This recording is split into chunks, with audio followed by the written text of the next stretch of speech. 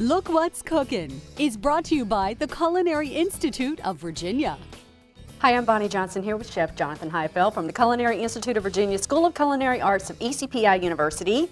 Pie dough. Yes. It's kind of hard to make, or people think it's hard to make, I guess. Absolutely, and that's why I wanted to show it. It seems like something that's so basic and a lot of people buy, but in reality it's actually not as difficult to make as people think. Okay, well tell us how to make it. The method that we're using, it's called the biscuit method. There's actually two forms of the biscuit method. Most people would know what's called the flaky method, and the flaky method is you have to incorporate the fat into the dry ingredients. Okay. So you combine your dry ingredients, you add the fat, and you work it in until it has chunks of fat.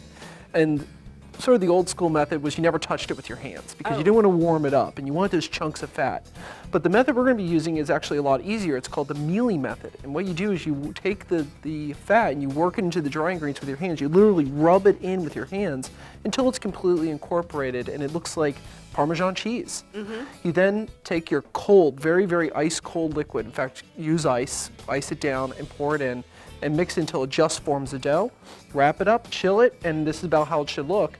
And it will keep under refrigeration for about 3 to 4 days, or you can freeze it for about three months. And I mean, really, there's just basic ingredients, and you really weren't doing it that long, but you said you can feel the texture versus using a machine. Correct. A machine sometimes can overwork it and heat it, especially if you're using butter like we were. And then how did you do the crimping? It's very simple. You make pinch your fingers and you take it and you take your other finger and you push it right in between. And it's really easy and it makes a very, very nice decoration. And it's so much nicer than just the fork, which is what I told you I had done. And you can use this pie dough for sweet or savory. So if you'd like the recipe, be sure to go to WTKR.com for more information about the Culinary Institute. It's chefva.com. Hey, look what's cooking.